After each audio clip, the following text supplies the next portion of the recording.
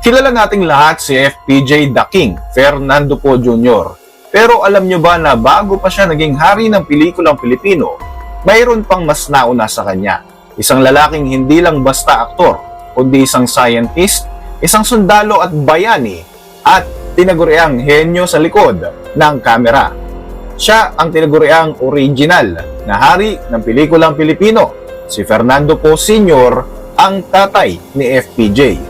Pero sa gitna ng rurok ng kanyang tagumpay, isang malagim na insidente ang naging dahilan para matapos ang kanyang buhay. Isang trahedya na nagpabago sa kasaysayan ng Philippine cinema. Paano nga ba nauwi ang buhay ng isang hari ng mga bituin sa isang malungkot at madilim na pangyayari? Sa video na ito, pag-usapan natin ang naging buhay at ang nakakakilabot na huling sandali ni Fernando Poe Sr. Ako po si Royce and welcome sa Kian Thoughts. Kung hilig mo mga ganitong uri ng videos, mag-like at mag-subscribe para lagi kang updated sa ating mga susunod na upload. Bago natin pag-usapan ang kanyang kamatayan, kilalanin muna natin kung gaano katalino ang taong ito. Ipinanganak bilang Fernando Poe E. Reyes noong 1916 sa San Carlos, Pangasinan. Ang kanyang tatay ay isang Spanish playwriter. Gayunpaman, hindi agad showbiz ang pinasok ni Nanding. Alam nyo ba na graduate siya ng Bachelor's of Science in Chemistry sa UP noong 1935? At hindi lamang yan, nag-aral din siya ng dentistry. Mayroon ding mga usap-usapan noon na siya raw ang naging modelo para sa UP Oblation. Noong 1937, lumabas ang pelikulang Zamboanga. Dito na siya nakilala sa buong mundo. Noon pa lang ay talaga namang maituturing ng pang-international ang mga pelikulang Pilipino. Ipinalabas nga ito sa New York Times Square sa ilalim ng titulong Native Bride. At dito na nga unang nakitaan ng pagiging isang action star persona etong si Nanding. Si Fernando Poe Sr. at si Rosa del Rosario ang pinakasikat na tambalan noong panahon na iyon. At tinagurian nga silang King and Queen of Philippine movies noong 1940s. Pero sa kabila ng kinang ng kanyang showbiz career, dumating ang isang pagsubok na talaga namang sumukat sa kanyang tunay na pagkatao. Noong sumiklab ang World War II, hindi nagtago si Nanding sa likod ng kanyang kasikatan. He was a first lieutenant sa Armed Forces of the Philippines. Noong binomba ang Bataan, siya mismo ang sumusuong sa panganib para iligtas ang mga bata at ang mga sugatan mula sa mga nagbabagang mga gusali.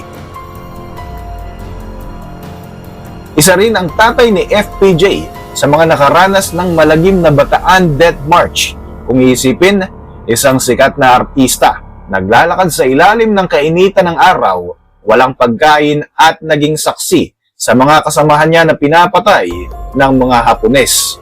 Ayon sa kanya, it was a journey to the grave. Nakaligtas lang siya dahil nakilala siya ng mga Japanese officers bilang isang sikat na aktor. Pero kahit nakalaya ay hindi pa rin siya tumigil. Naging undercover agent pa siya ng mga gerilya. Kaya naman may tuturing si Fernando Poe Sr. bilang isang real-life hero. Pagkatapos ng giyera, itinayo niya ang sariling studio, ang Polaris Films. Alam niyo ba kung sino ang nag-direct ng kauna-unahang Darna movie noong 1951? Walang iba, kundi si Fernando Poe Sr. Siya ang nag-visualize kung paanong lilipad si Darna at kung paanong magiging ahas ang buhok ni Valentina. Ginamitan nila ito ng live snake, buhay na ahas at mga special effects na ahead of its time. Ang pelikulang ito ay naging blockbuster hindi lamang dito sa ating bansang Pilipinas, kundi pati sa Thailand at maging sa Indonesia. Nasa rurok na siya ng kasikatan at tagumpay. Mayroon na rin siyang masayang pamilya kasama ang asawang si Bessie Kelly at ang kanilang 6 na anak, kabilang na ang batang si Ronald Alan o si FPJ.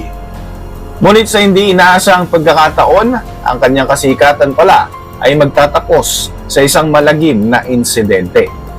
October 1951, habang ginagawa niya ang pelikulang Basag na Manika, biglang nakaramdam ng matinding sakit sa balakang etong si Nanding. Noong una, Akala nila ay dahil lamang sa pillow fight ng aktor na si Fred Peñalosa sa isang party. Pero lumipas ang ilang araw, hindi na siya makahinga ng maayos. Nanigas na ang kanyang lieg at ang kanyang panga. Dinala na siya sa family clinic sa Sampaloc, Maynila. 8 doktor ang agad na tumingin sa kanya.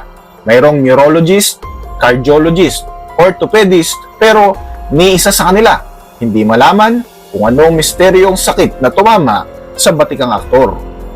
Hanggang sa dumating na nga sa punto na tinanong ng doktor ang asawa niyang si Bessie kung mayroon bang insidente kung saan nakagat ng aso itong si Nanding. Dito na nga nakumpirma ng mga doktor ang lahat at ang totoong nangyari. Ayon sa naging kwento, noong August 1951, nakagat si Fernando Po Sr. ng isang tuta. Ayon sa kwento mismo ni FPJ, hindi raw nagpapa-injection ang kanyang tatay ng anti-rabies.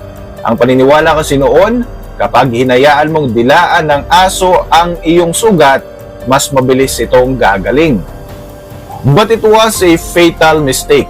Ang rabies ay may incubation period. Maaaring buwan ang lumipas bago lumabas ang sintomas. Pero kapag lumabas na ang sintomas na ito, wala na itong lunas. Makalipas ang ilang buwan, ang tinaguriang hari ng mga bituin, ang bayani ng Bataan ay unti-unting nanghina dahil sa epekto ng rabies. At noong October 23, 1951, bago maghating gabi, pumanaw si Fernando Po Sr. sa edad na 35 years old lamang. Ang kanyang libing ang sinasabing pinakamalaking funeral march sa kasaysayan ng sining sa Pilipinas. 500,000 tao ang nakipaglibing sa kanya at naghatid sa kanyang huling hantungan. Ang mga kalsada mula Quiapo hanggang North Cemetery ay parang dagat ng mga tao. Ganoon na lamang ang pagluluksa ng kanyang mga tagahanga dahil nawalan sila ng isang taong naging simbolo ng pag-asa. Isang scientist na naging sundalo at bayani at naging boses ng mga Pilipino sa pinilakang tabing. Maaga mang natapos ang maningning na karera ng kanyang ama. Dito naman nagsimula ang kwento ni FPJ. Sa edad na 11 taong gulang dahil naulila na sa ama at bilang panganay na lalaki, kailangan niyang pasanin ang responsibilidad. Huminto siya sa pag-aaral, nag-extra sa mga pelikula at kinuha ang pangalang Fernando Po Jr. para lang makatulong sa kanyang pamilya. Sabi ng marami, it is a big shoes to fill. Pero hindi lang tinapatan ni FPJ ang ligasiya ng kanyang yumaong ama. Gumawa rin siya ng sarili niyang marka na talaga namang tumagal ng halos 50 years. Ang kwento ni Fernando Po Sr. ay isang paalala na kahit tayo ay gaano kasikat o kalakas, ang buhay ay hiram lamang. Pero ang legasiya, yan ang hinding-hindi mamamatay. Mula sa kanyang mga dugo, sumibol ang isa pang hari na minahal ng napakaraming mga Pilipino. Para sa inyong mga reaksyon, mag-iwan lang ng komento sa ibaba ng video na ito. At para manatiling updated sa ating mga susunod na upload, siguraduhin mag-subscribe. I-like mo na rin ang ating mga videos bilang suporta. Muli, ako po si Roy Z at maraming salamat sa patuloy na pagsubaybay sa ating channel.